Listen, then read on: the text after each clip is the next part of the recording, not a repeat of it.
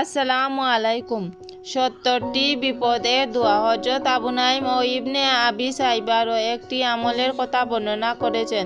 তারা বলেন, যে ব্যক্তি নিম্নের দোয়া একবার পাঠ করবে, ১০০ বার নয়, মাত্র একবার, আল্লাহ তাআলা তার ৭০টি বিপদ দূর করে দিবেন। আর সর্বনিম্ন বিপদ হলো দারিদ্রতা, আর অন্যান্য বিপদগুলো এর চেয়ে অনেক বড় বড়। যে ব্যক্তি এই দোয়ার আমল করবে, আল্লাহ তাআলা তার এসব বিপদ দূর করে দিবেন। দোয়াটি হলো, লা হাওলা ওয়ালা কুওয়াতা ইল্লা বিল্লাহি ওয়ালা মানজায়া মিনাল্লাহি ইল্লা ইলাইহি। দোয়াটি মুখস্থ থাকলে তো ভালো, না থাকলে মুখস্থ করে নিন। নিয়মিত পাঠ করুন, সব রকম সমস্যা থেকে নাজাত পাবেন ইনশাআল্লাহ। দুশ্চিন্তাগ্রস্তদের জন্য সান্ত্বনা।